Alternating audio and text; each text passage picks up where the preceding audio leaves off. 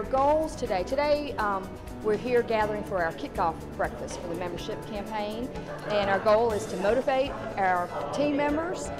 We've got a big campaign in front of us. It's going to be a successful campaign because, as you'll see in a little while, we're going to have some really dynamic people on our teams. Our goal is to, in 2 weeks' time, to raise $12,000 and find 48 new members for the Chamber.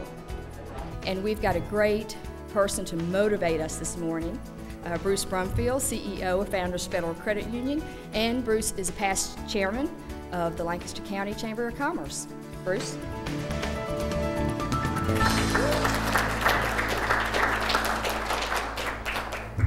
Well, Dean asked me to come talk just a few minutes about why this was important and to try to provide you a little motivation. I don't think that's necessary. You know, everybody in this room, I look around, everybody's involved, everybody's part of a thriving business, and I think we all understand why it's important. You know, when you look at your theme this year, building a better community, one business at a time, that's what builds a better community. Businesses working together, joining together, creating an atmosphere that would encourage other businesses to want to be a part of our community. You know, about 7 years ago, our board, in a planning session, we looked around and we saw our space needs and what was going on within our company, and we were rapidly using all the space we had and asking people to take an office that many times one person had been in, and we threw a divider up in it, and we've got 2 people in those offices, and Brian shares one of those offices. We've actually got one office that one person was in now that we have 3 people in.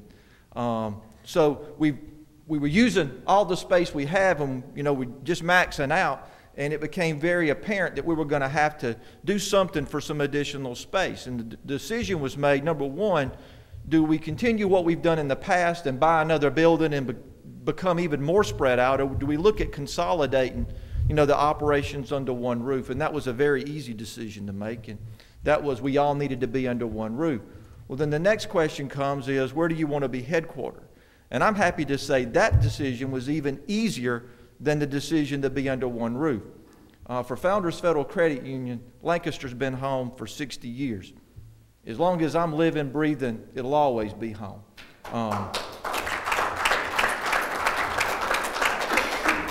Lancaster is who we are, is what we are, and as I tell people in the credit union movement all the time, they always want to say, what's happening now that textiles are gone?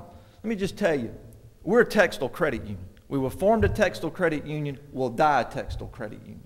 The people you serve are the same people that work in the textile mills. They're doing something different now, but that's who we are. So when we decided to stay in Lancaster, and quite frankly, we could have gone somewhere else. We could have got a better deal with taxes, a better deal with fees, but at the end of the day, this is where we need to be. This is home.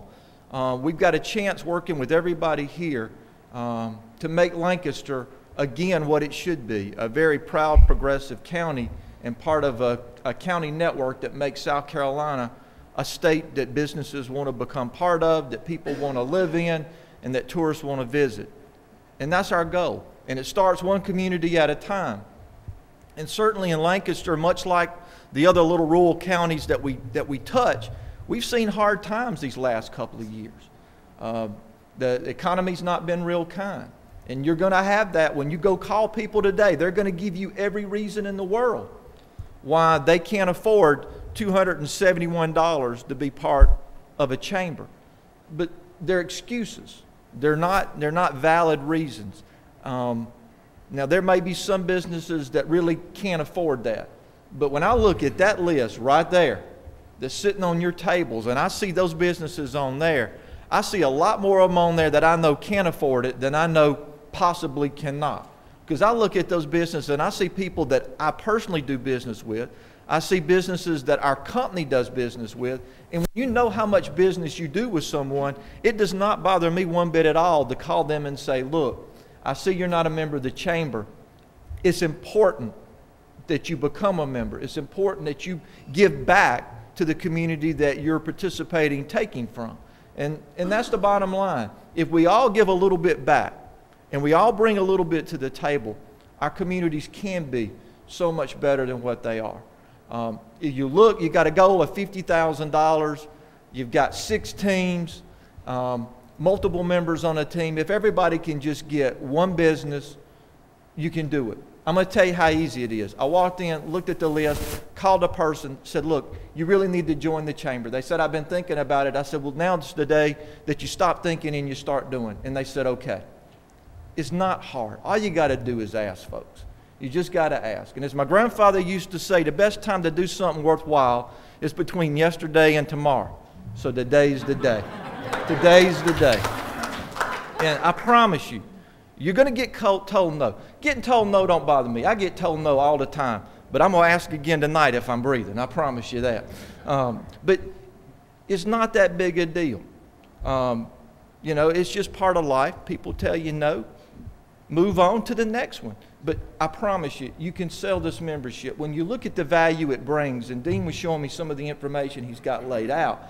I mean, the simplest one is the sheet he's got where the value of what you get, even before you really get into really enjoying chamber membership. And if you pay $271, you're like making $44 right off the bat. Now, you know, I'm not sure there's a business person alive that won't understand that. If they don't do it when you're telling it, right over and show it to them on the paper.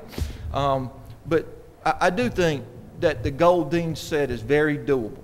Now, we used to do these a lot. We used to do them too frequently. But I do know that one year I was on a team with Nancy Hammond. And Amy, I don't know if you were on that team or not, but Nancy Hammond's team sold 24 new memberships one year. 24. Now, the economy might have been a little bit better then, but I can promise you, our chamber today is so much better than our chamber was then. I mean, we do so much more for the chamber members. It's evolved like all of our businesses have, and it's had to. But we have got a great product to offer folks, and it's an investment. It's not an expense. It's an investment, and that's what I would encourage you to say. Ask people, would you like to invest in our chamber? I think it's a very worthwhile venture. If you've got someone that chooses not to, then, you know, hey, that's part of it. But I promise you, looking at that list, getting 50 members, in addition to what Dean's already done before he gets here, shouldn't be that difficult. So I wish you the best of luck. If I can help you in any way, please let me know. I'm just very proud to be part of this community. I'm proud to have a history with this chamber. I just regret I've not had a chance to work closer with Dean. I think whenever Tom retired and the board hired Dean, they did a fantastic job. He's carried a good chamber and has made it even better. And we're so fortunate to have Dean and his family as part of our community and the work he's doing to make our chamber even a better investment for our local businesses. So Dean, I wish you all the best of luck.